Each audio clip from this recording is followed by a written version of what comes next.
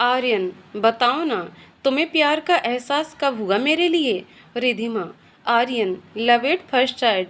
आर्यन बुरी तरह चौंक जाता है। आर्यन, झूठ, बिल्कुल झूठ। रिधिमा सर झुकाकर धीमी आवाज में, हम झूठ नहीं बोल रहे हैं। आप वो पहले लड़के हो जिसने हमें अपने गुड लुक्स की वजह से अट्रैक्ट किया। आपका हमारी परवाह करना, हमारे आगे पीछे घूमना, सब न चाहते हुए भी हमें अच्छा लगने लगा। सबसे बड़ी बात, आपकी कंपनी हम एंजॉय करने लगे थे, लेकिन अपने मम्मी पापा के डर से हम आपसे कुछ कह नहीं पाए। आर्यन, ओफ यार, गजब की एक्टर हो तुम तो। मैं तो कभी समझ ही नहीं पाया ये बात। रिधिमा, आप भी जानते थे कि हम आपसे प्यार करते हैं। आर्यन, हाँ, थोड़ा बहुत यकीन था, लेकिन ये नहीं पता था कि तुम भी मुझे उतना ही चाहती हो जितना कि मैं। आर्यन और रिधिमा रेस्तरां का बिल चुकाकर कार की तरफ बढ़ते हैं। आर्यन, कम से कम अब तो मुझे पैसे देने दिया करो, अब तो मेरा हक है। रिधिमा, सारे हक शादी के बाद। आर्यन, बड़ी जल्दी हो रही है शादी की, और बच्चे। रिधिमा, हमें हमारी कार तक पहुंचा दें प्लीज। देखते ही देखते रिधिमा का जन्मदिन भी आ गया। आज 10 दिसंबर था और आर्यन बहुत घबराया हुआ था। उसकी घबराहट लाजमी थी, क्योंकि पहली बात, आज रिधिमा अपने अस्तित्व की सच्चाई जानने वाली थी, और दूसरी बात, आज वो सबके सामने आर्यन के लिए अपने प्यार को स्वीकार करने जा रही थी। स्कूल से फ्री होने के बाद रिधिमा आर्यन से मिलने उसके फ्लैट पहुंची। दोनों ही बैडमिंटन कोर्ट में खेलने लगे। खेलते ही खेलते दोनों बातें भी कर रहे थे। आर्यन, और बताओ मेरी जान, आज शाम को क्या पहन कर आऊँ अपने सास ससुर से मिलने? रिधिमा, आप तो हमेशा ही हैंडसम लगते हो, कुछ भी पहन लेना आप। आर्यन, सच में कुछ भी? आर्यन की आंखें शरारत से भरी थीं। रिधिमा, बस अब और ज़्यादा बदमाशी करने की जरूरत नहीं है।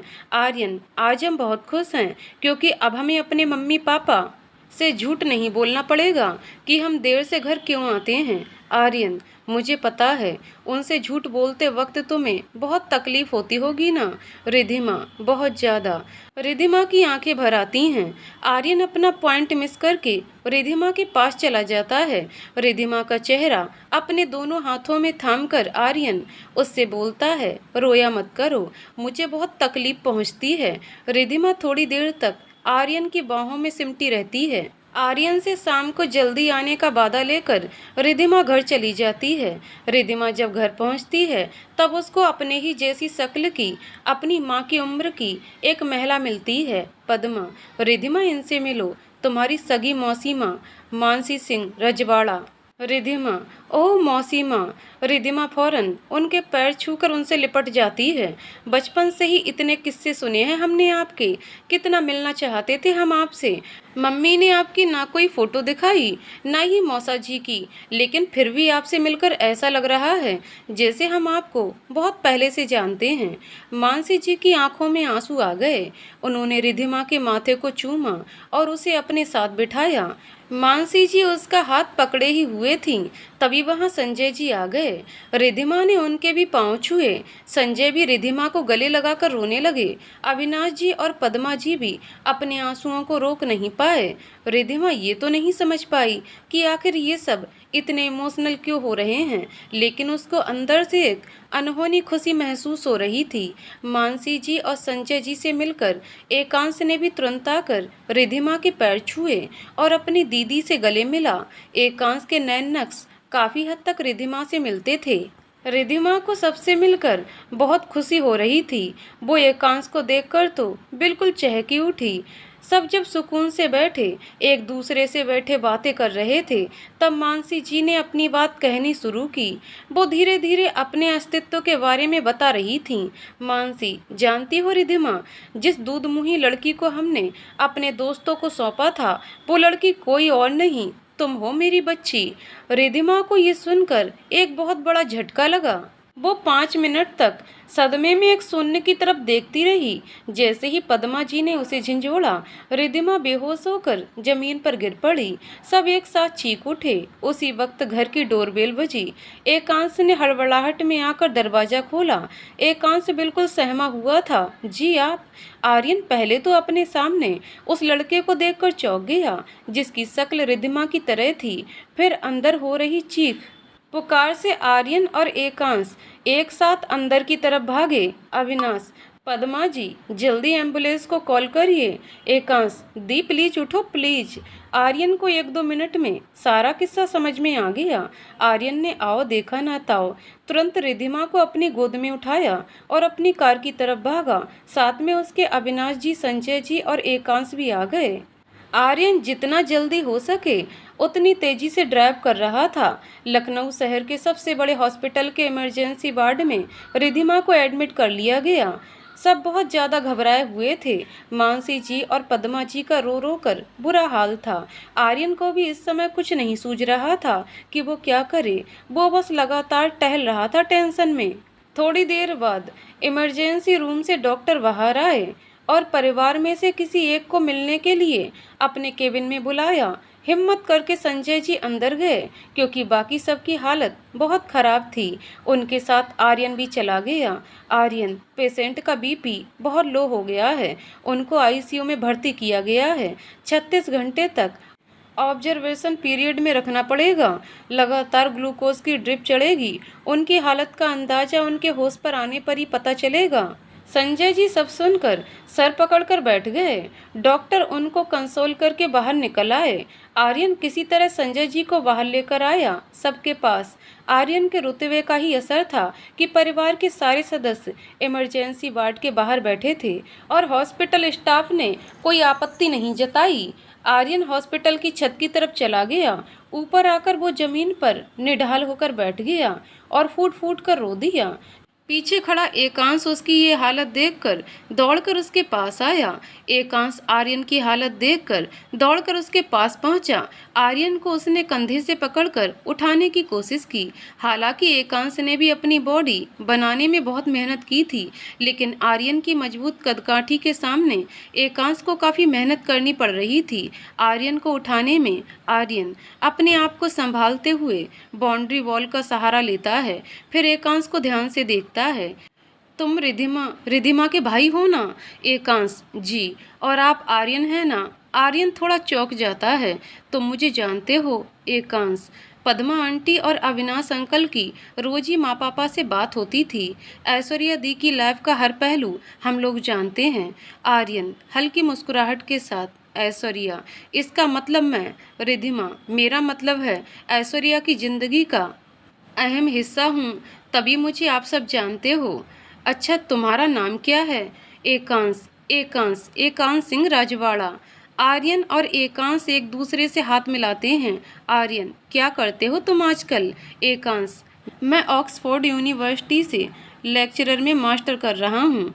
बस परसों ही वापस आया हूँ अपनी दी से मिलने। मैंने अपने माँ पापा को बहुत तड़पते हुए देखा है उनके लिए। Aryan, Oxford university? एकांश एक हल्की मुस्कुराहट के साथ, मैं पढ़ाई में शुरू से ही स्कॉलर रहा हूँ। माँ पापा की बहुत इच्छा थी कि मैं भारत से बाहर पढ़ाई करूँ, जिससे कि मुझ पर कोई आँच ना आए। आप खुद सोचिए, मनाली जैसे शहर के एक छोटे से गांव का रहने वाला लड़का जो हमेशा अपने माँ पापा के साए में रहा है, उसको एकदम से अगर विदेश जाने को कहा जाए तो उस लड़के पर क्या बीती होगी। मेरे माँ पापा ने जीवन का हर संघर्ष देख लिया है। दिल पर पत्थर रखकर अपने दोनों बच्चों को अपने से जुदा कर दिया। एकांश गुस्से में मुट्ठियां भींच लेता है और उसके भवें तन जाती हैं। आर्यन, एकांश एकदम से गरजते हुए, I don't believe in ghost and all the dam story. मैं पता लगा कर रहूँगा कि मेरे माँ और पापा से किस बात का बदला लिया गया है। बस एक बार दी ठीक हो जाएं। आर्यन, एकांश, मुझे भी सब पता है, आप लोगों की हिस्ट्री। मैं भी इसमें तुम्हारे साथ हूँ। एकांश, आप दी से बहुत प्यार करते हो ना? आर्यन एक गहरी सांस लेता है। तुम्हारी दी ने आज तक किसी का भी जानते बूझते नुकसान नहीं किया है। जरा भी छल कपट नहीं है उसके अंदर।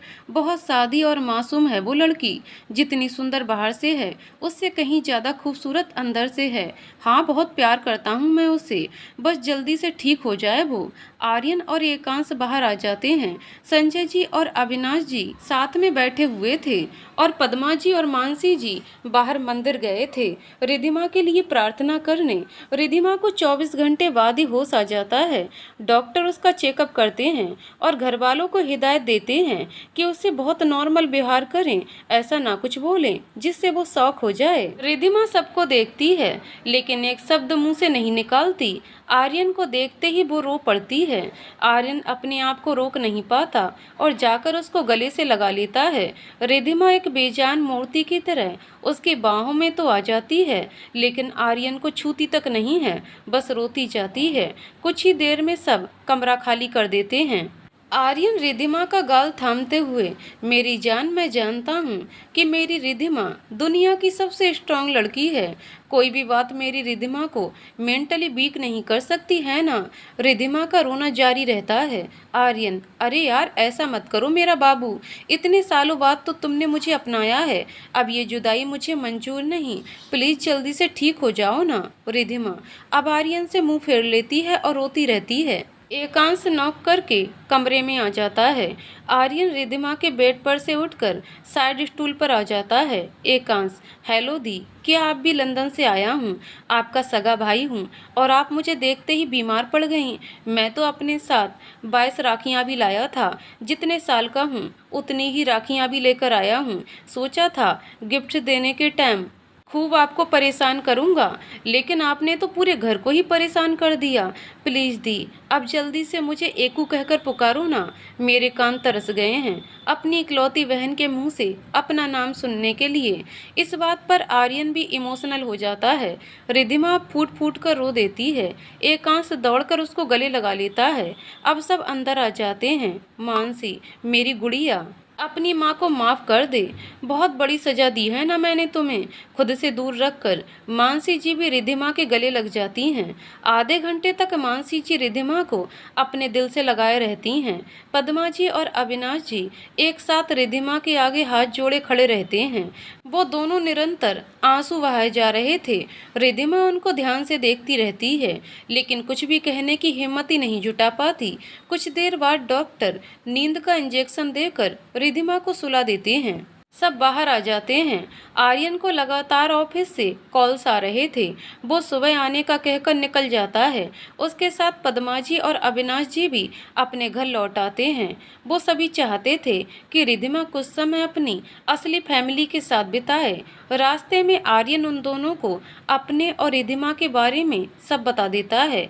पद्मा जी और अविनाश जी को ज़्यादा हैरानी नहीं होती क्योंकि वो जानते थे कि अगर आर्यन वापस रिधिमा की लैब में आया है तो उन दोनों की जोड़ी ऊपर वाले ने ही बनाई है। अब तीनों ये सोच रहे थे कि संजय जी और मानसी जी आगे क्या डिसीजन लेंगे और हवेली का रहस्य कैसे सुलझाएंगे। रिधिमा को अगले दिन डॉक्टर ने डिस्चार्ज कर दिया था। रिधिमा घर आकर भी शांत और चुप रहती थी। वो ज़्यादा किसी से ना बात करती और ना ज़्यादा खाती पीती, बस अपने कमरे में पड़ी रहती थी। एकांश के समझाने पर सभी दोबारा संजय जी के पुश्तैनी मकान जाने के लिए मान गए। इस बार पद्मा जी और अविनाश जी भी जाने को तैयार थे।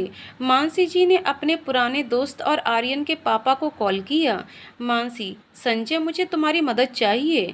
मैं वापस अपने ससुराल जाना चाहती हूँ। तुम किसी तरह भी राजस्थान पुलिस डिपार्टमेंट की मदद लो हमारे केस को सॉल्व करने में। संजय, ओह, तुम्हारा डर अब खत्म हो गया। मानसी, मेरा डर बस ऐश्वर्या को लेकर था। अब ऐश्वर्या हर पल मेरे सामने है। अब मैं उसके लिए ही लड़ूंगी और पता लगा कर रहूंगी कि हमारी जिंदगी को किस वजह से तबाह किया गया। संजय, मुझे 15 दिन तक का वक्त दो मानसी। उधर आर्यन इस आस में था कि शायद रिद्धिमा उसको खुद कॉल करके बुलाए, लेकिन 3-4 दिन बीत गए और रिद्धिमा का कोई कॉल आर्यन के पास नहीं आया। वो बहुत बेकरार हो गया क्योंकि रिद्धिमा को उसकी गर्लफ्रेंड बने हुए कुछ ही समय हुआ था और आर्यन ठीक से अपना प्यार जता भी नहीं पाया था और ये हादसा हो गया। आर्यन दूसरे दिन अपने ऑफिस का काम खत्म करके शाम को रिद्धिमा के घर पहुंचा। अब सबको पता था कि आर्यन और रिद्धिमा का अब क्या रिश्ता है, इसलिए उन लोगों ने आर्यन को रिद्धिमा के बेडरूम में जाने की इजाज़त दे दी। आर्यन ने रिद्धिमा के रूम का दरवाज़ा नॉक किया। आर्यन ने देखा कि सामने रिद्धिमा खड़ी थी। बहुत कमज़ोर और पीड़ित लग रही थी। आंखों के नीचे काले घेरे आ गए थे और बिल्कुल नीरस व्यक्तित्व लग रहा था। आर्यन उसको देखकर तड़प उठा। रिद्धिमा आर्यन को देखकर रो पड़ी। आर्यन फौरन उसको अंदर लेकर आ गया, दरवाज़ा लॉक किया और उसके गले लग गया। बहुत देर तक रिद्धिमा को अपने सीने से लगाए रहा आर्यन। रिद्धिमा बहुत तेज आवाज में रो रही थी। आर्यन उसके बालों को हल्के हाथों से सहलाते हुए, बस मेरी जान चुप हो जाओ मेरा सोना, इतने दिन से इंतजार कर रहा था तुम्हारे फोन का, मुझे तो तुम भूल ही गई, एक बार भी अपने आर्यन के बारे में नहीं सोचा। रिद्धिमा रोते हुए, क्यों आर्यन, हमारे साथ ही क्यों? हमने तो कुछ भी ऐसा गलत नहीं किया था कि भगवान जी ने हमें इतनी बड़ी सजा दे दी। रिद्धिमा ने आर्यन की शर्ट को खींचा और खुद को आर्यन में और समा लिया। जैसे इस वक्त रिद्धिमा के लिए आर्यन की बाहों से ज़्यादा सुरक्षित जगह और कोई हो ही नहीं सकती। आर्यन ने भी रिद्धिमा को जी भर कर रो लेने दिया। रिद्धिमा जब थोड़ा नॉर्मल हुई तब आर्यन ने उसको डबल बेड पर बिठाया और उसके सर को अपने सीने से लगा लिया। आर्यन, रिद्धिमा जो भी हुआ उसकी एक बहुत बड़ी वजह थी, लेकिन अब तुम्हें आगे बढ़ना होगा। You are so lucky Riddhima कि तुम्हें प्यार करने वाले 2 माँ बाप मिले हैं, एक भाई है और मैं तो हूँ ही। तुम्हें किस बात की चिंता आखिर खाए जा रही है? रिद्धिमा, हम बचपन से इस घर में पले बढ़े। हमारे लिए ये घर एक मंदिर की तरह है। हमारे मम्मी पापा हमारे भगवान हैं जिनकी वजह से हम जी रहे थे। आज हमारे जीने के अस्तित्व पर ही बहुत बड़ा प्रश्न चिन्ह लग गया है। आर्यन, हम अभी भी ये मानने को तैयार नहीं हैं कि हमारे मम्मी पापा हमारे अपने नहीं हैं। हम ये सच नहीं मानते, बस नहीं मानते। रिद्धिमा फपक कर रो पड़ी। आर्यन उसको सीने से लगाए ये सोच ही नहीं पा रहा था कि क्या कहे रिद्धिमा से। आर्यन, रिद्धिमा, अपने असली माँ पापा की मजबूरी तो समझो। कोई अपने बच्चे को अपने से अलग क्यों करेगा? आज तक उनकी आंखों में वो दर्द और तड़प है। तुमसे दूर रहकर कौन से सुख भोग लिए उन्होंने। देखो रिद्धिमा, बिना वजह उनको सजा मत दो। जाओ उनके गले मिलो, सारे गिले शिकवे दूर करो। तुम्हारा भाई सब कुछ छोड़कर केवल तुमसे मिलने लंदन से यहाँ आया है और तुम हो कि बस अपने कमरे में बैठी रो रही हो। तुम इतनी सेल्फिश कब से हो गई मेरी जान? चलो रिद्धिमा, अभी अपने कमरे से बाहर निकलो। आर्यन ने रिद्धिमा का हाथ पकड़ा और सबके सामने लाकर खड़ा कर दिया। आर्यन, रिद्धिमा को कुछ कहना है आप लोगों से। रिद्धिमा अभी भी सर झुकाए खड़ी थी। पद्मा जी ने उसे गले से लगा लिया। उसके बाद जो मार्मिक दृश्य आर्यन ने देखा उससे उसकी आंखों में भी आंसू आ गए। सब कुछ बहुत ही संवेदनशील था। फिर सबने साथ मिलकर डिनर किया। आर्यन जब सबसे विदा ले रहा था तब रिद्धिमा उसको बाहर तक छोड़ने आई। रिद्धिमा, थैंक्स आर्यन, अब हमें काफ़ी हल्का फील हो रहा है। आर्यन, मेरी जान, तुम्हें हमेशा से मैंने स्ट्रॉन्ग देखा है। ये पहली बार था जब मैं तुम्हें इतना बेबस देख रहा था। तुम्हें इस तरह देखकर मेरी जान निकली जा रही थी। बस कुछ दिन और, फिर मेरी रिद्धिमा बिल्कुल पहले की तरह हो जाएगी। रिद्धिमा कुछ सोचते हुए, आर्यन नीचे झुकिए। आर्यन, क्या? रिद्धिमा, थोड़ा अपना सर नीचे झुकाइए प्लीज। आर्यन रिद्धिमा का कहा मान लेता है। रिद्धिमा थोड़ा आगे बढ़कर आर्यन के माथे को चूम लेती है। आर्यन बिल्कुल हड़बड़ा जाता है क्योंकि वो इसके लिए बिल्कुल रेडी नहीं था। रिद्धिमा हल्का मुस्कुराते हुए, I love you, thank you for being in my life. Aryan बहुत खुश हो जाता है। वाह मैडम, अब डर नहीं लग रहा कि कॉलोनी के लोग देखेंगे। रिद्धिमा, डीएम साहब, प्यार किया तो डरना क्या। आर्यन, हाय, इसी बात पर एक किस मेरी तरफ से भी। रिद्धिमा तब तक भाग जाती है। आर्यन रिद्धिमा को इस तरह देखकर बहुत खुश होता है। 15 दिन बीतने के बाद एक तय समय पर एकांश, रिद्धिमा, आर्यन, मानसी जी, संजय जी, पद्मा जी, अविनाश जी और आर्यन के पापा संजय जी एक साथ राजस्थान के लिए निकले। तय दिन पर सब लोग इकट्ठा होते हैं और जयपुर के लिए फ्लाइट बोर्ड करते हैं। आर्यन, रिद्धिमा और एकांश एक साथ बैठे हुए थे। रिद्धिमा की नज़र विंडो के बाहर थी। एकांश उसके बगल में बैठा हुआ था और उसने उससे पूछा, दी आर यू ओके? रिद्धिमा मुस्कुराते हुए, yo bro, I am perfectly fine yo. Ekansh ये सुनकर हंस पड़ा। रिद्धिमा और एकांश बहुत देर तक बातें करते रहे। बीच बीच में आर्यन भी उनमें शामिल हो जाता। रिद्धिमा एकांश को एकू बुला रही थी और आर्यन उसको खुश देखकर बहुत प्रफुल्लित हो रहा था। उधर संजय जी, मानसी जी और आर्यन के पापा एक साथ बैठे थे। संजय, आर्यन के पापा, मानसी, तुमने मुझे जो भी बताया अभी तक, उसके हिसाब से आप लोग डरबस अपने पुश्तैनी मकान को छोड़कर तुरंत मनाली आ गए थे। मनाली पहुंचते ही आपको एक चिट्ठी मिली थी जिसमें लिखा था कि रिद्धिमा और मानसी के ऊपर पिशाच का साया 25 साल तक रहेगा, लेकिन आप लोगों ने कहा था कि अविनाश जी और पद्मा जी के अलावा कोई भी नहीं जानता था कि आप लोग मनाली में कहाँ रह रहे हैं। तो फिर चिट्ठी किसने भेजी थी आपके एड्रेस पर? संजय, भाई साहब, ये बात तो मुझे तब भी खटकी थी, लेकिन परेशान इतना था कि कुछ समझ में नहीं आ रहा था। चिट्ठी का एनवलप बिल्कुल खाली था, हमारा एड्रेस नहीं लिखा था। चिट्ठी पहुंचाने वाला हमारे मोहल्ले का ही छोटा बच्चा था। संजय, आर्यन के पापा, ताज्जुब की बात है, मतलब कि बहुत ही प्लानिंग के साथ आपको गुमराह किया गया। क्या आप दोनों अपने दिमाग पर जोर डालकर बता सकते हैं कि क्या अविनाश जी और पद्मा जी के अलावा आप लोगों ने किसी से भी अपने मनाली जाने की बात की हो? किसी से भी? प्लीज़ प्लीज़ याद करने की कोशिश कीजिए प्लीज़। मानसी जी और संजय जी सोच में पड़ जाते हैं। मानसी अचानक से, अरे हाँ संजय, क्या तुम्हें याद है कि हमने अपने मनाली जाने की बात तुम्हारे चाचा जी से कही थी? संजय को भी अब सब याद आ गया। हाँ, जिस दिन हम निकले थे घबराहट में, मैंने अपने सगे चाचा जी को बताया सब। बस सिर्फ वही थे जो ये बात जानते थे। उनकी हवेली भी हमारे बगल में ही थी। बाबूजी के अकेले भाई वही थे।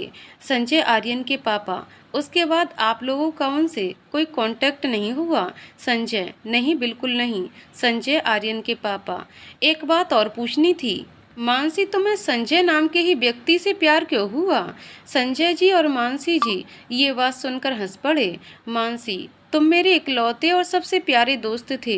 यकीन मानो, संजय की तरफ दोस्ती का हाथ सिर्फ इसलिए बढ़ाया क्योंकि उसका नाम मेरे बेस्ट फ्रेंड से मिलता था। जयपुर पहुंचकर सबने लंच किया और बस से उस गांव तक पहुंचे जहां पर संजय जी का पुश्तैनी मकान था। गांव पहुंचकर उन लोगों को पता चला कि अब वो इलाका गांव से जिला बन चुका है। संजय जी वो इलाका देखकर बहुत हतप्रभ रह गए क्योंकि वो जगह जहां उनका बचपन बीता था अब बहुत डेवलप्ड और एडवांस हो गई थी। ये सब लोग लोकल निवासियों से पूछते पूछते उस इलाके में पहुंचे जहां संजय जी का पैतृक निवास था। संजय जी की हवेली कोई मामूली हवेली नहीं थी, बल्कि काफ़ी एकड़ में फैली हुई थी। इसलिए आज 25 साल बाद भी जब संजय जी अपने घर के बारे में पूछताछ कर रहे थे और अपने माँ बाबूजी का नाम ले रहे थे, तब भी लोगों को पहचानने में दिक्कत नहीं हुई। अचंभे वाली बात यह थी कि अब वहाँ हवेली का नाम और निशान तक नहीं था। हवेली की जगह एक सुंदर और विशाल पैलेस नुमा होटल था। नाम जानकी पैलेस था, जिसका सहसा संजय जी के मुंह से निकल पड़ा। जानकी तो मेरी माँ जी का नाम था। संजय, आर्यन के पापा, आप अपने माता पिता के इकलौते वारिस थे, तो बिना आपकी इजाज़त के आखिर ये पैलेस बना कैसे? संजय जी, इस प्रॉपर्टी के पेपर्स आपके पास हैं? संजय जी अभी भी हतप्रभ थे। हाँ हाँ हाँ, जी जी भाई साहब, प्रॉपर्टी के पेपर्स, ज़रूरी डॉक्यूमेंट्स, गहने, नकद तो मैंने यहाँ से निकलते वक्त ही ले लिए थे। वो ओरिजिनल डॉक्यूमेंट्स मेरे पास ही हैं। हवेली में एक लॉकर था जिसका कोड सिर्फ माँ, बाबूजी और मैं जानते थे। उसमें ही सब कुछ था। और निकलते समय मैंने और मानसी ने वो लॉकर खाली कर दिया था। उन पैसों और गहनों को अभी तक सहेज कर रखा है।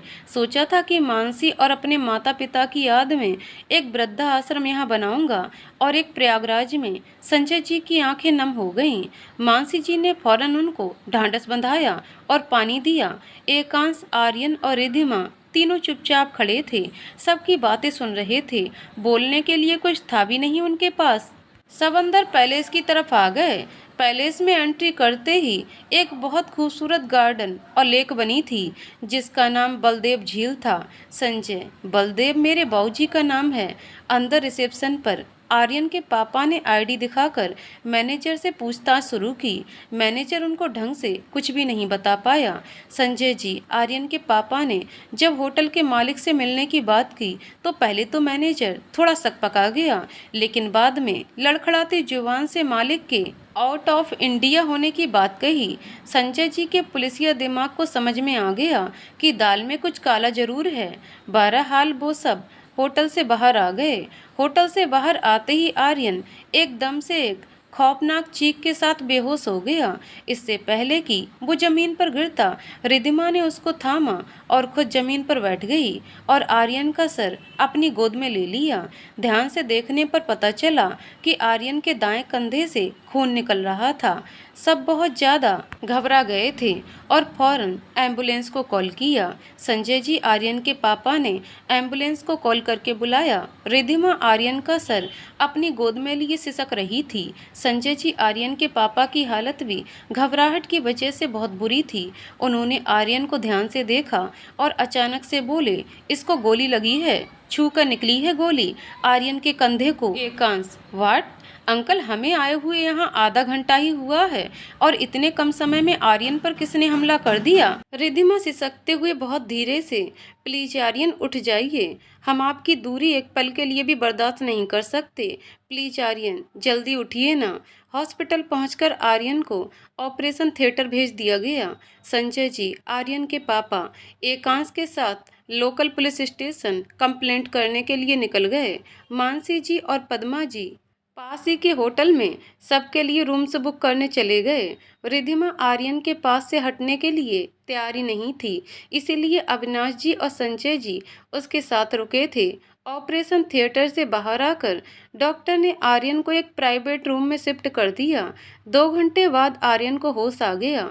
रिधिमा को आर्यन के रूम में बैठाकर अविनाश जी और संजय जी बाहर आ गए। रिधिमा ने आर्यन का हाथ अपने हाथों में ले लिया और उसके बेड पर ही बैठ गई। आर्यन अभी भी लेटा था। रिधिमा उसके चेहरे की तरफ झुकी और अपने दूसरे हाथ से आर्यन के बाल सहलाने लगी। रिधिमा, कुछ हो जाता तो आपको, हमारी जान ही निकाल दी थी आपने। रिधिमा ने हौले से अपना सर आर्यन के सीने पर रख दिया और फिर सिसकने लगी। उसके आंसू आर्यन के हॉस्पिटल ड्रेस को भिगो रहे थे। आर्यन अभी भी रिधिमा को थामने की स्थिति में नहीं था, लेकिन रिधिमा के स्पर्श मात्र से आर्यन की सारी शारीरिक पीड़ा दूर हो गई।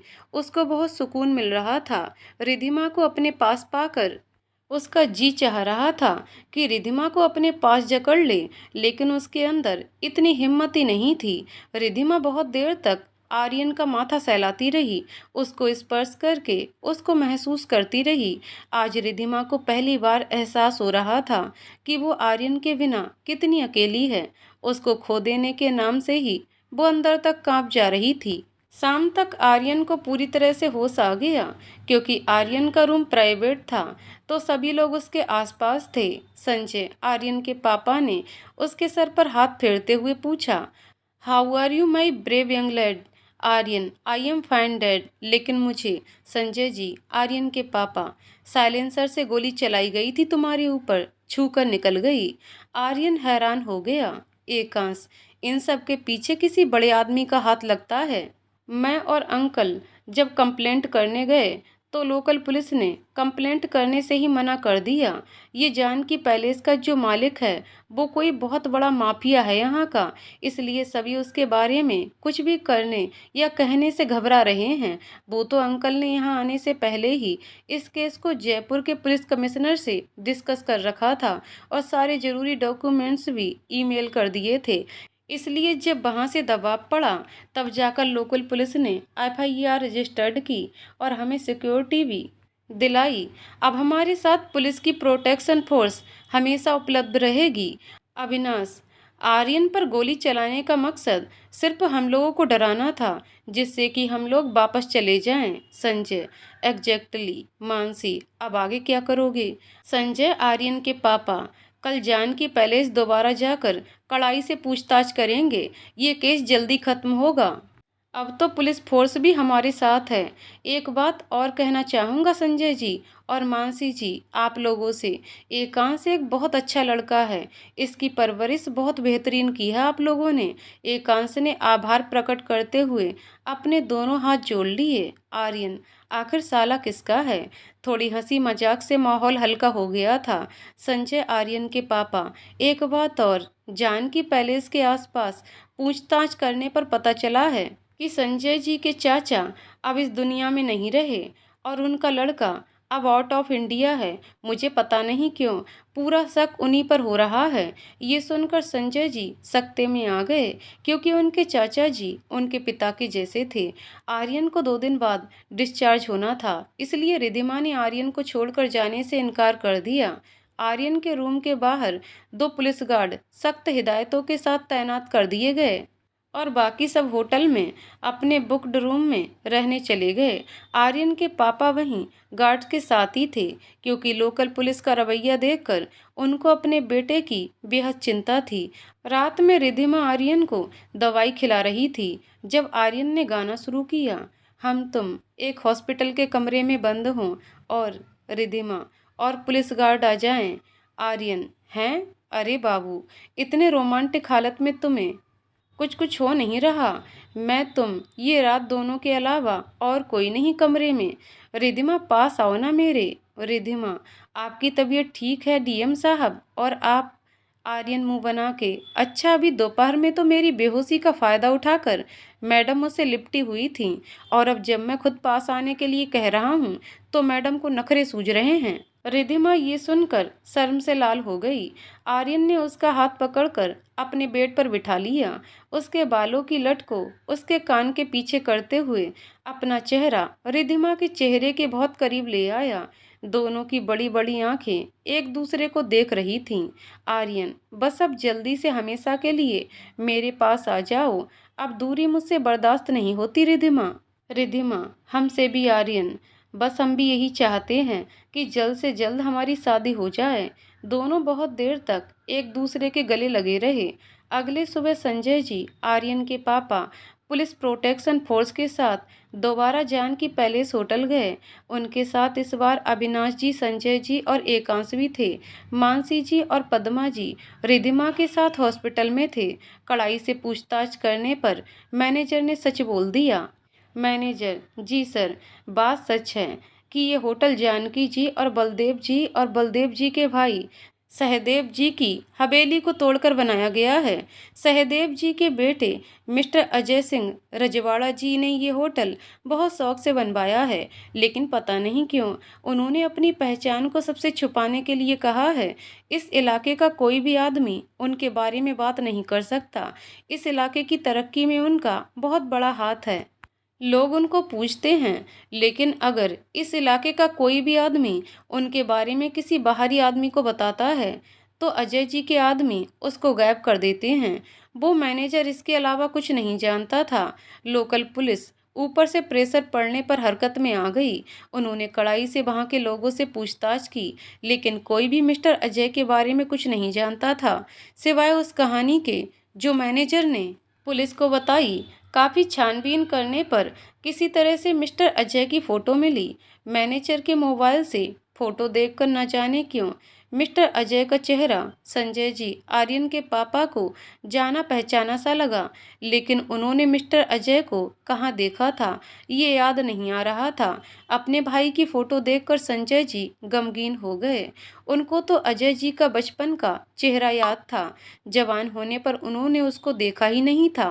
वो मन ही मन बस ये प्रार्थना करने लगे कि बस उनका भाई बेकसूर हो। अपने परिवार से जुड़ी आखिरी कड़ी को वो खोना नहीं चाहते थे। संजय जी, आर्यन के पापा ने लोकल पुलिस और जयपुर पुलिस का बहुत बहुत धन्यवाद दिया। फिर उन्होंने लोकल पुलिस के हेड ऑफिस जाकर वहाँ के सारे ऑफिसर से कहा, पुलिस की वर्दी पहनने मात्र में शान नहीं होना चाहिए। शान तो इस बात पर होनी चाहिए कि ये वर्दी पहनने पर आपके अंदर का ईमान कभी ना डगमगाए। आज ये हालात केवल आप लोगों की चुप्पी की वजह से हैं। एक मासूम दंपत्ति से उनका घर-बार छिन गया। लोग आपके इलाके से गायब होते रहे और बदले में आप लोगों ने क्या किया? बस ये वर्दी पहनकर समाज को दिखाते रहे कि लोगों की रक्षा कर रहे हैं। आई एम सॉरी टू से, लेकिन आप लोग ये वर्दी पहनने लायक ही नहीं हैं। सारे ऑफिसर्स का चेहरा झुक गया। पुलिस एक्शन फोर्स ने फिर उस स्थान का चप्पा चप्पा छान मारा। मिस्टर अजय सिंह से रिलेटेड जितने भी आदमी थे उनको गिरफ्तार कर लिया गया। मिस्टर अजय की फोटो पूरे राजस्थान में वायरल कर दी गई। इस काम में पूरा एक हफ्ता लग गया, लेकिन किसी को भी कोई सुराग नहीं मिला कि आखिर ये आदमी कौन और कहाँ है।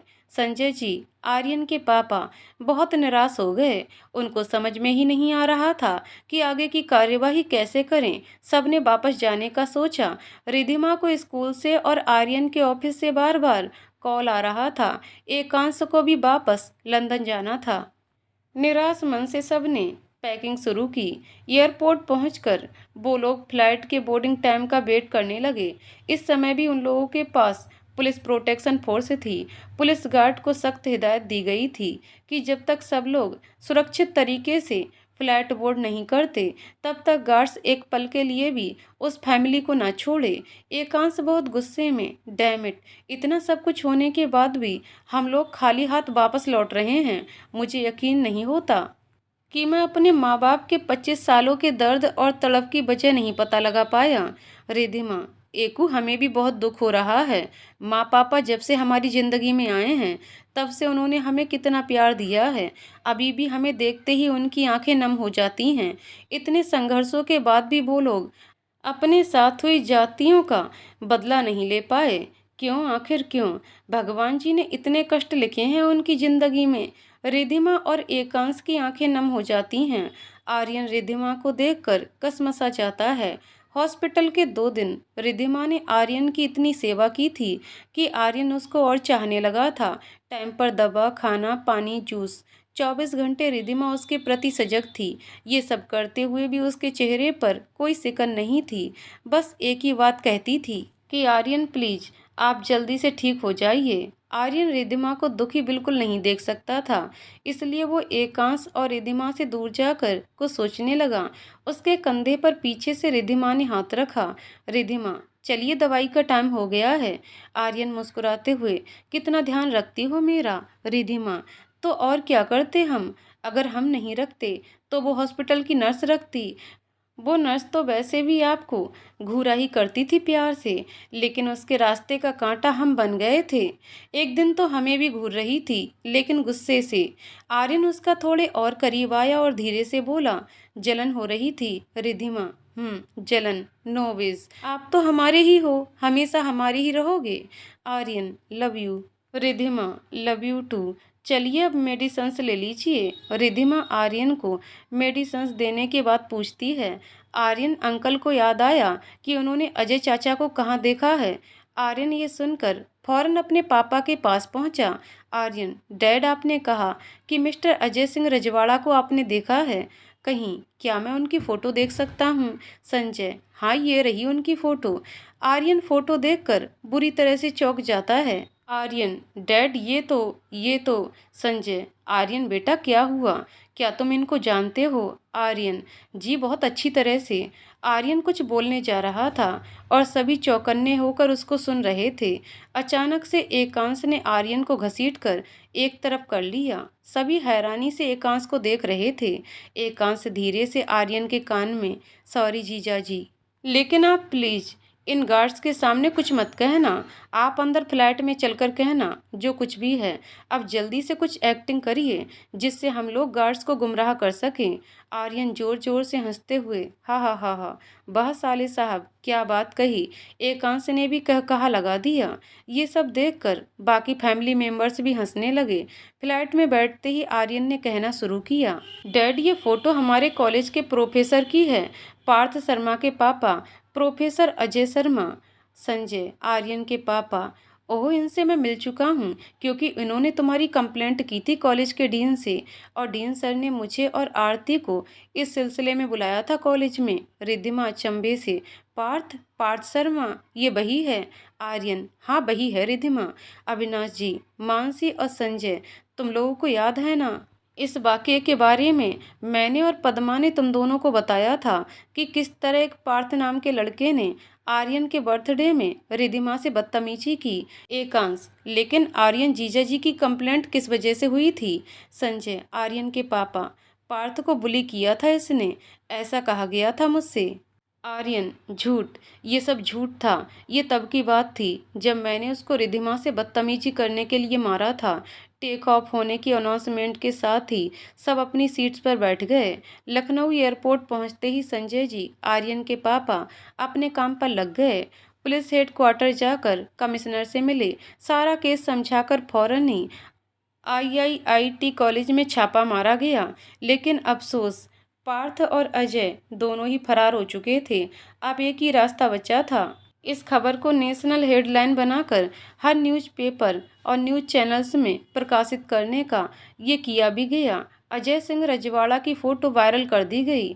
हर बस अड्डे, एयरपोर्ट और रेलवे स्टेशन, उबर ओला आदि ऐसी जगहों पर पुलिस को चौकन्ना किया गया जहां पर मिस्टर अजय की मिलने की संभावना थी। सबको बस यही इंतजार था कि कहीं से भी किसी तरह की न्यूज मिले। रिद्धिमा के घर की सिक्योरिटी टाइट कर दी गई थी और केस से रिलेटेड सभी लोगों को पर्सनल गार्ड्स दिए गए थे।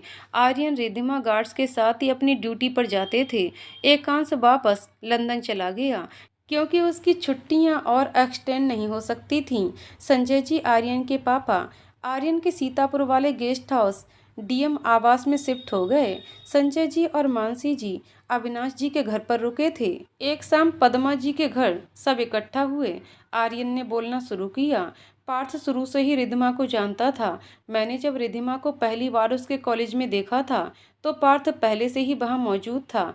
मुझे देखकर उसने बहाना बनाया कि वो अपनी कजिन के एडमिशन के लिए वहाँ आया हुआ था। मतलब वो पहले से ही जानता था कि रिद्धिमा ने कहाँ एडमिशन लिया है और संजना रिद्धिमा की दोस्त है। उस दिन के बाद से ही पार्थ ने मुझसे दोस्ती बढ़ानी शुरू की। मुझे रिद्धिमा को उल्टे सीधे मैसेज करने के लिए उकसाया। मुझे लगता है मिस्टर अजय सर और पार्थ बहुत पहले से ही रिद्धिमा को स्टॉक कर रहे थे। संजय, गहरी सोच के बाद, मानसी, जिस खतरे से तुम अपनी बेटी को बचाना चाहती थी वो खतरा तो हमेशा से ही उसके ऊपर मंडरा रहा था। अविनाश, लेकिन सब कुछ जानते हुए भी उन्होंने रिद्धिमा या हम लोगों को कभी कोई क्षति नहीं पहुंचाई। वो लोग आखिर चाहते क्या हैं? संजय, आर्यन के पापा, मानसी, उन लोगों को तुम्हारी लोकेशन भी पता थी, मनाली की। रिद्धिमा कहाँ है ये भी जानते थे, लेकिन इसके बावजूद कोई भी हानि ना ही उन्होंने तुम लोगों को पहुंचाई ना रिद्धिमा को। इससे साफ जाहिर होता है कि वो लोग आप लोगों से कुछ चाहते हैं, कुछ ऐसा जो रिद्धिमा से जुड़ा है। लेकिन क्या? आर्यन, डैड, रिद्धिमा पर कोई खतरा है ना? संजय, एक आह भरकर, बहुत बड़ा बेटा। डिनर करके संजय जी और आर्यन डीएम आवास निकलने लगते हैं। आर्यन सबसे परमिशन लेकर रिद्धिमा को टेरेस पर ले जाता है। आर्यन रिद्धिमा के बालों की लट उसके कान के पीछे करते हुए, प्लीज अपना ख्याल रखना रिद्धिमा, प्लीज। कोई भी सस्पेक्टफुल गतिविधि अगर आसपास हो तो प्लीज तुरंत डैड को इन्फॉर्म करना। तुम नहीं जानती कि तुम मेरे लिए क्या हो। तुम्हें कुछ हो जाएगा तो बिल्कुल बिखर जाऊंगा मैं। रिद्धिमा ने आर्यन को गले लगाकर उसको वादा किया कि वो अपना ख्याल रखेगी। दूसरे दिन रिद्धिमा अपनी गाड़ी ड्राइव करते हुए स्कूल से वापस अपने घर आ रही थी। पैसेंजर सीट में उसके साथ गार्ड भी बैठा हुआ था। रिद्धिमा जिस स्कूल में पढ़ाती थी वो गांव में था, इसलिए शहर तक आने में एक सुनसान सड़क से गुजरना पड़ता था। अचानक से रिद्धिमा को लगने लगा कि कोई बाइक उसकी कार से उचित दूरी रखते हुए कार उसका पीछा कर रही है। रिद्धिमा ने ये बात गार्ड को बताई। गार्ड ने फौरन फोन पर सबको सूचित करके अलर्ट कर दिया और रिद्धिमा से कहा कि गाड़ी थोड़ा भीड़ वाले इलाके में ले जाएं। बाइक अभी भी उनके पीछे थी। रिद्धिमा इससे पहले कि गाड़ी मोड़ पाती, एक झटके के साथ गाड़ी रुक गई। कोशिश करने के बाद भी गाड़ी स्टार्ट होकर आगे नहीं बढ़ पा रही थी। गार्ड ने रिद्धिमा से कार में ही बैठे रहने को कहा। बाइक भी रुक गई थी। रिद्धिमा ने साइड की विंडो को उस बाइक सवार ने नॉक किया। शाम के 5 बज रहे थे। जाड़ों के समय दिन जल्दी ढल जाता था, इसलिए हल्का अंधेरा हो रहा था और उस सड़क पर कोई भी स्ट्रीट लाइट नहीं थी। रिद्धिमा की घबराहट से हालत खराब हो गई। पुलिस गार्ड ने अपनी लोडेड पिस्टल कार के अंदर से ही उस बाइक सवार पर तान दी। बाइक सवार ने अपना हेलमेट उतारा। रिद्धिमा के मुंह से हल्की चीख निकली। पार्थ। रिद्धिमा पार्थ को देखकर सहम गई। उसने मुड़कर गार्ड को देखा। वो बेहोश अपनी सीट पर पड़ा था। रिद्धिमा कुछ समझ पाती इससे पहले वो भी बेहोश हो गई। आर्यन रिद्धिमा के पुलिस गार्ड का मैसेज मिलते ही फौरन अपने गार्ड के साथ रिद्धिमा के गार्ड द्वारा भेजी गई लोकेशन पर पहुंच गया, लेकिन वहां पर बस रिद्धिमा की खाली गाड़ी पड़ी हुई थी, जिसके अंदर रिद्धिमा का गार्ड बेहोश पड़ा था। ये देखकर आर्यन बिल्कुल सुन्न पड़ गया। वो अपनी पूरी ताकत से चीखा, रिद्धिमा। उसकी चीख सुनकर एक पल के लिए उसका गार्ड भी डर गया। आर्यन पागलों की तरह रिद्धिमा का नाम पुकार रहा था और यहाँ वहाँ उसको ढूंढ रहा था। थोड़ी देर में बाकी सब भी वहाँ पहुँच गए। आर्यन अपने डैड से लिपट कर रोने लगा। डैड, रिद्धिमा, उसको बचाइए प्लीज, बचाइए, वरना मैं मर जाऊंगा। रिद्धिमा, मेरी रिद्धिमा। संजय आर्यन के पापा, बेटा संभालो अपने आप को, मुझे देखने दो। अविनाश जी आकर आर्यन को संजय जी आर्यन के पापा से अलग करते हैं। उसको पानी पिलाकर शांत करने की कोशिश करते हैं सब। इतने में ही एम्बुलेंस आ जाती है जो आर्यन के गार्ड ने बुलाई थी रिद्धिमा के गार्ड के लिए। संजय आर्यन के पापा, रिद्धिमा बेटे की कार के सारे टायर पंचर हैं, इसलिए गाड़ी रुक गई होगी। अविनाश, मेरी बेटी। संजय आर्यन के पापा लोकल पुलिस स्टेशन चलते हैं। वहां जाकर पूछते हैं कि इस एरिया में सीसीटीवी कैमरा कहाँ है। रिद्धिमा के गार्ड ने बाइक का नंबर भी मैसेज किया था आरटीओ ऑफिस में, वो भी ढूंढने के लिए बोल देता हूँ। मानसी जी का रो रो कर बुरा हाल था। पद्मा जी भी बस संयम बरत रही थी, लेकिन हालत उनकी भी खराब थी। संजय जी आर्यन के पापा ने सबको घर जाने को कह दिया। आर्यन अपने पापा के साथ निकल गया। रात में संजय जी के पर्सनल मोबाइल नंबर पर एक कॉल आया। संजय, हेलो। अनजान व्यक्ति, हेलो बड़े भैया, पहचाना मुझे? संजय जी के माथे पर पसीना आ गया और अकस्मात ही उनके मुंह से निकला, अजय। अजय एक भयानक हंसी हंसा। अजय, जी बड़े भैया, क्या हाल हैं आपके? संजय, क्या चाहते हो तुम मेरी बेटी? अजय, मेरी भतीजी ऐश्वर्या मेरे पास है, अभी तक तो बिल्कुल सुरक्षित और आराम से है, लेकिन संजय, अजय प्लीज मेरी बच्ची। आगे कुछ भी कहने से पहले वो फपक फपक कर रो पड़े। फोन मानसी जी ने ले लिया। मानसी, हेलो अजय भैया, आप? अजय, नमस्ते भाभी जी। देखिए, रोने की जरूरत नहीं है। अभी मेरा बेटा संजय भैया के मोबाइल पर एक लोकेशन सेंड करेगा। उस पते पर सुबह 4 बजे आप और भैया पहुंच जाना, बिल्कुल अकेले। ना ही वो इंस्पेक्टर साथ हो और ना हमारे दामाद जी और ना ऐश्वर्या के मुंह बोले पापा मम्मी। फोन रखते ही मानसी जी ने रोते रोते अविनाश जी और पद्मा जी से ये बातें शेयर की। अविनाश जी ने संजय जी आर्यन के पापा को फ़ोन मिलाया। संजय, हेलो, अभी मैं आपको ही फ़ोन करने वाला था। रिद्धिमा बेटे के गार्ड को बेहोशी की दवा दी गई थी। अब सवाल ये उठता है कि जब कार के शीशे बंद थे तो ये दवा अंदर आई कैसे? और एक बात, अविनाश भाई साहब, मेरी बात सुनिए। अविनाश जी सारी बातें संजय जी को बता देते हैं। संजय, ओह मानसी और संजय जी से कहिए ज़्यादा घबराए नहीं, वो जाकर मिलें अजय से। आपसे एक रिक्वेस्ट है, आप किसी तरह भी वो लोकेशन मुझे भेज दीजिए, बिना संजय जी और मानसी को बताए, क्योंकि वो लोग बिल्कुल नहीं चाहेंगे कि मैं वहाँ जाऊँ, क्योंकि इससे रिद्धिमा की जान को खतरा हो सकता है। अविनाश, ओके। संजय जी आर्यन के पापा जब बात करके आर्यन के पास आते हैं तब देखते हैं आर्यन घर के मंदिर में हाथ जोड़े और आंखें बंद किए बैठा है। संजय जी की आंखों में आंसू आ जाते हैं और वो अपने मन में सोचते हैं, हे प्रभु, जब से रिद्धिमा बेटा गायब हुई है तब से मेरे बेटे ने ना कुछ खाया है, ना एक गिलास पानी पिया है। बस आपके मंदिर में बैठा प्रार्थना किए जा रहा है। आप कृपया करके दोनों बच्चों को सकुशल एक दूसरे से मिला दीजिए, कोई भी अपशकुन ना होने दें। दूसरे दिन सुबह 4 बजे मानसी जी और संजय जी पार्थ की सेंड की हुई लोकेशन पर पहुंचते हैं। वो लखनऊ के किनारे बसा एक कस्बा था, जिसमें एक सुनसान खेत के बीचों बीच एक पक्का छोटे से घर बना था। घर के अंदर पहुंचकर संजय जी और मानसी जी को अजय मिलने आता है पार्थ के साथ। अजय, कैसे हैं आप दोनों? संजय जी की आंखों में अपने छोटे भाई को देखते ही आंसू आ जाते हैं। संजय, सोचा नहीं था कि तुमसे ऐसे मिलूंगा। क्यों इतना परेशान कर रखा है हम दोनों को तुमने? अजय, पहले ये बताइए, आईआईटी में पढ़ाई करने के बाद भी आप दोनों इतने बेवकूफ़ कैसे हो सकते हैं? मानसी गुस्से में, अपनी जबान को लगाम दो और जो चाहते हो वो बताओ। अजय हंसते हुए, ओके, सीधी बात, नो बकवास। पार्थ पार्थ कुछ पेपर्स संजय जी और मानसी जी की ओर बढ़ाता है। अजय, ये दादाजी के बनाए हुए प्रॉपर्टी के पेपर्स हैं, जिनके मुताबिक उन्होंने सारी संपत्ति ऐश्वर्या के नाम कर रखी है। संजय जी और मानसी जी बुरी तरह चौंक जाते हैं।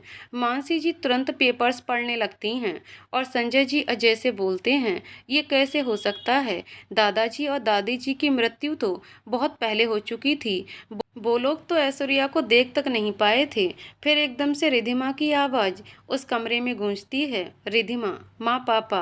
वो दौड़ कर आकर मानसी जी के गले मिलती है। मानसी, मेरी बच्ची ऐश्वर्या।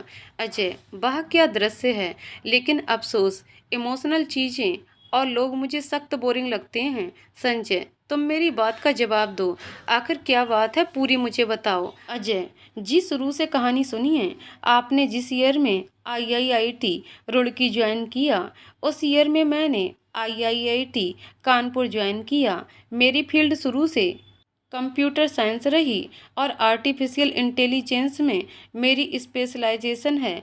याद है वो बड़े पापा और बड़ी मम्मी के भूत और मेरे टैलेंट का बस छोटा सा नमूना था।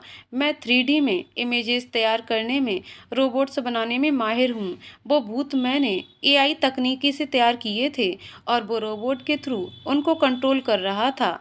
थोड़ा आप लोगों ने अपने ब्रेन का इस्तेमाल किया होता तो पता चल जाता कि सब नकली है।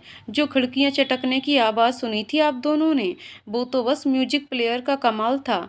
और पर्दे जो उड़े थे वो फर्राटे वाले पंखे की वजह से। सब मैंने उस घर में पहले से ही इंस्टॉल कर रखा था, आप दोनों को डराने के लिए। ये कहकर अजय ने हंसी का कहकहा लगाया।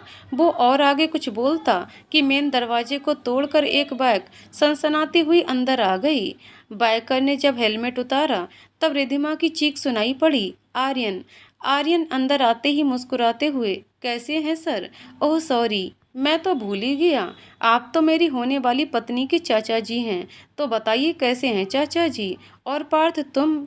अजय और पार्थ बिल्कुल सुन्न पड़ गए थे। तभी आर्यन के पापा भी पुलिस फोर्स के साथ आ जाते हैं वहाँ। पद्मा जी और अविनाश जी भी उन्हीं के साथ थे। तुरंत ही अजय और पार्थ को गिरफ्तार कर लिया जाता है। जेल ले जाने से पहले अजय और पार्थ को रस्सियों से बांधकर कुर्सी पर बैठाया गया।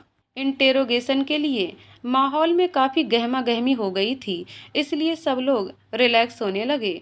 इंट्रोगेशन स्टार्ट होने से पहले आर्यन सबकी नज़र बचाकर रिद्धिमा को एक दूसरे कमरे की तरफ ले जाता है।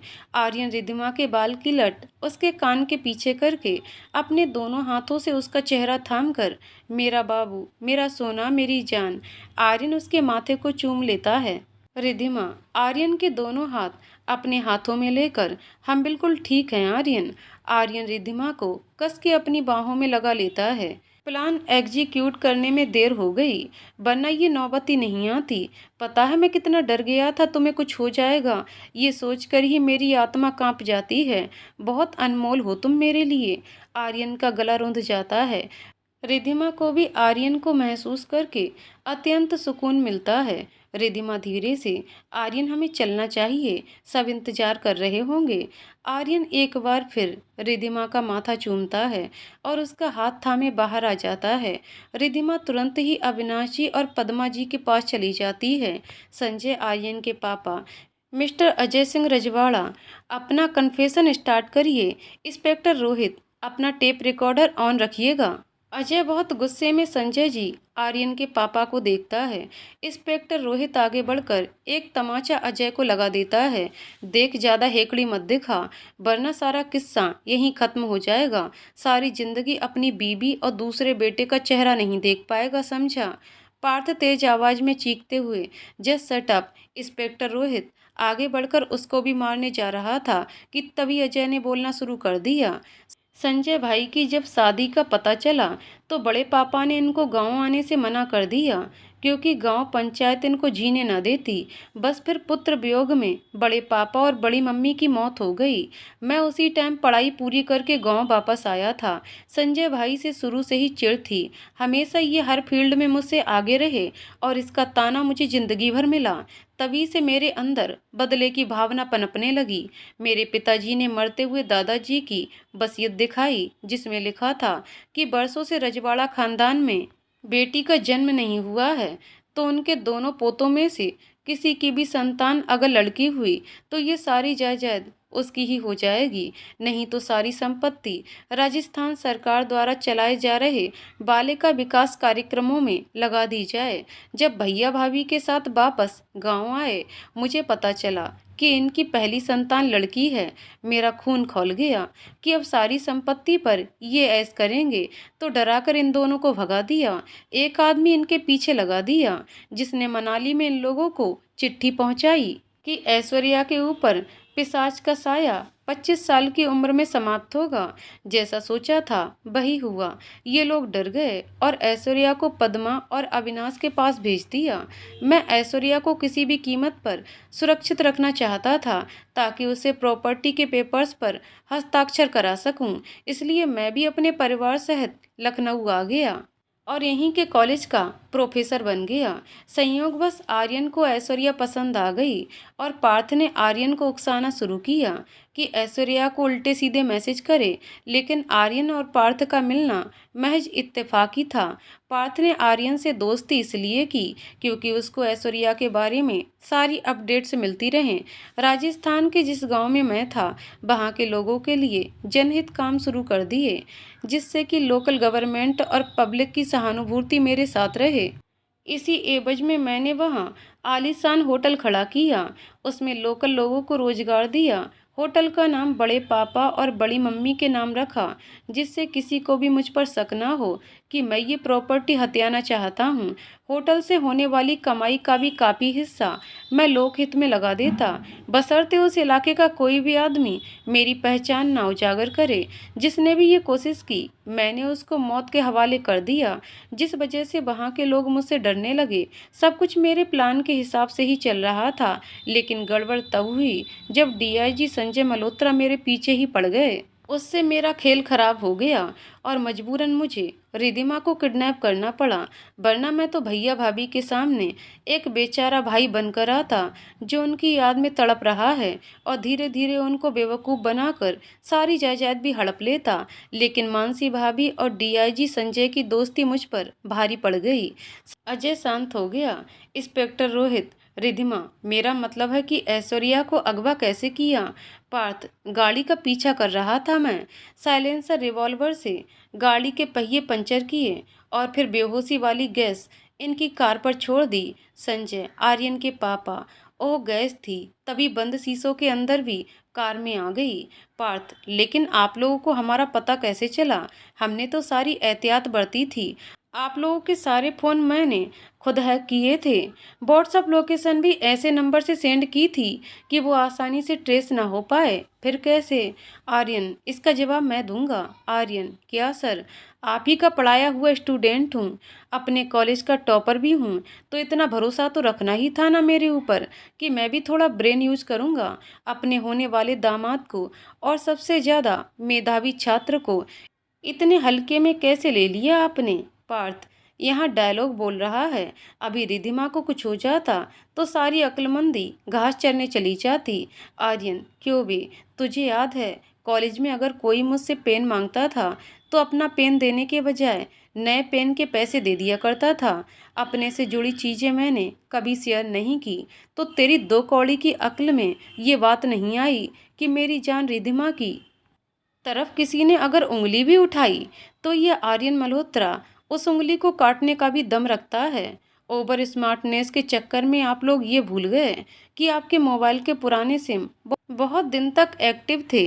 पार्थ का नंबर मुझे पता था। पार्थ का नंबर तब तक एक्टिव था जब तक हम लोग छानबीन के लिए राजस्थान गए थे। रिधिमा के किडनैप होने के बाद मेरे दिमाग में ये बात आई। मैंने टेलीकॉम डिपार्टमेंट से उस नंबर की लास्ट एक्टिव लोकेशन ट्रेस करवाई। वहाँ से मुझे पता इस मकान का मिला। अविनाश अंकल ने जब लोकेशन फॉरवर्ड करने में असमर्थता जताई तो बस इस इलाके का ही नाम बता पाए। तभी मैं समझ गया था कि रिधिमा इसी मकान में है। ये पुलिस फोर्स, डैड और मैं कल रात से यहाँ पर मकान पर घात लगाए बैठे हैं। ये कहकर आर्यन पार्थ का कॉलर पकड़कर उसको एक जोरदार पंच मारता है। पार्थ के मुंह से खून निकलने लगता है। हिम्मत कैसे हुई तेरी रिधिमा को किडनैप करने की? कैसे नहीं सोच लिया तूने कि तू उसके साथ गलत करेगा और मैं कुछ नहीं करूँगा? अजय, आर्यन छोड़ मेरे बेटे को। आर्यन गुस्से में, आप मेरे गुरु रह चुके हैं, बस इस बात का लिहाज कर रहा हूँ, वरना तो मचा तो आपको भी ऐसा चखा था कि सारी आर्टिफिशियल इंटेलिजेंस एक ही बार में दिख जाती। थू है आप पर थू। एक टीचर होकर ऐसा घिनौना काम किया आपने। अब जेल में बैठकर प्रॉपर्टी के पेपर्स देखते रहिएगा। मन तो करता है कि रिधिमा, आर्यन बस चलिए यहाँ से। रिधिमा उसका हाथ पकड़कर ले जाती है। सब एक एक करके बाहर निकल जाते हैं। संजय जी आर्यन के पापा पार्थ और अजय को हथकड़ियों से बांधकर पुलिस स्टेशन ले जाते हैं। मानसी जी और संजय जी अविनाश जी और पद्मा जी के साथ ही रहने का फैसला करते हैं। मुहूर्त निकाला गया और रामनवमी वाले दिन आर्यन और रिधिमा शादी के पवित्र बंधन में बंध गए। एकांश, आरती जी, आरुषि, संजना, सुकीर्ति, सिद्धार्थ सभी इस अद्भुत पल के साक्षी बने। शादी बहुत ही सरल तरीके से मंदिर में संपन्न हुई।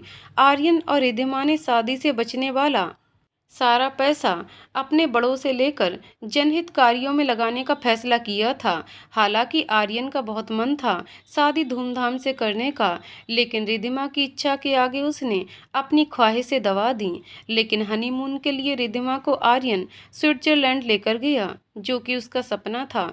इसमें उसका अच्छा खासा पैसा भी लग गया और बैंक से लोन तक लेना पड़ गया, क्योंकि उसकी खुद की सेविंग्स इतनी नहीं थी कि वो रिधिमा को ऐसी जगह ले जाए। रिधिमा ने भी आर्यन के जोश को देखते हुए उसको रोका नहीं। इस अनोखी शादी को मीडिया कवरेज भी बहुत मिली, क्योंकि आर्यन और रिधिमा अजय सिंह रजवाड़ा वाली कंट्रोवर्सी के चलते काफ़ी लाइमलाइट में आ गए थे। एक तरह से बहुत बड़ी आंधी के बाद अब सबके जीवन में शांति आ गई थी। साल 2030। आर्यन, तो बस ऐसे हुई हमारी शादी। रिधिमा, चलिए बहुत देर हो गई हमें अपनी कहानी सुनाते सुनाते, अब चलकर कुछ खा लेते हैं। आर्यन, हाँ यार, बहुत तेज भूख लगी है। प्रेमा खन्ना जी ने तो सारी रात हमसे जागरण करवा दिया। रिधिमा, तो मैडम नॉवलिस्ट, कैसी लगी हमारी कहानी? लिखोगी इस पर नॉवेल? प्रेमा, इसलिए तो आई हूँ आज यहाँ पर। इतनी मुश्किल से तो आप दोनों ने मुझे वक्त दिया, वो भी रात का समय। रिधिमा, हम स्कूल में बिजी रहते हैं। आर्यन अपने सरकारी काम में। घर वापस आकर सारा समय बच्चों को देना होता है, उसमें हम कोई कंप्रोमाइज़ नहीं करते। घर पर हमारा सारा समय सिर्फ हमारे बच्चों का है, तो बस रात ही बचती है बच्चों के सो जाने के बाद, जो आपको दे दी आज। प्रेमा हंसते हुए, थैंक यू आप दोनों का। अपने बच्चों से तो मिलवाइए। आर्यन, उठते ही होंगे, इन दोनों की भी जल्दी उठने की आदत है। तभी कमरे में एक क्यूट सी आवाज़ गूंजी, डैडी। आर्यन फौरन उठकर एक नन्ही परी को गोद में ले लिया। इनसे मिलिए प्रेमा जी, मेरी बेटी आर्या। रिधिमा, सी इज डैडीज एंजल, बिल्कुल अपने पापा की तरह है। कमरे में एक और नटखट सी आवाज़ आई, मम्मा। आर्यन, मिलिए मम्मा के सुपर हीरो से, रिद्धिमान। रिद्धिमान तुरंत रिद्धिमा से लिपट गया। प्रेमा, बहुत क्यूट हैं दोनों। इनकी उम्र, Riddhima, Arya is 5 years old and this boy is 3 years old। प्रेमा, बहुत खूबसूरत फैमिली है आपकी, एक फ़ोटो तो बनती है। अच्छा, अब मैं चलती हूँ। ब्रेकफास्ट के लिए बहुत बहुत शुक्रिया, अपना कीमती समय देने के लिए भी। रात में आर्यन और रिद्धिमा एक दूसरे की बाहों में खोए हुए थे। आर्यन, ये कैसा रिश्ता है हमारा रिद्धिमा। आज अपनी कहानी सुनाते वक्त खुद को ही महसूस किया कि कितना अद्भुत बंधन है हमारा। रिद्धिमा, ये कैसा रिश्ता है हमारा। ये रिश्ता मिस्टर आर्यन और मिसेस आर्यन मल्होत्रा का है। आर्यन रिद्धिमा को अपनी बाहों में जकड़ लेता है और दोनों ख्वाबों की दुनिया में खो जाते हैं। तो दोस्तों, कहानी यहीं पर समाप्त होती है। दोस्तों, आपको कहानी कैसी लगी कमेंट करके जरूर बताइएगा। कहानी पसंद आई हो तो वीडियो को लाइक शेयर करें और चैनल को सब्सक्राइब करें। कहानी को पूरा सुनने के लिए बहुत बहुत धन्यवाद दोस्तों।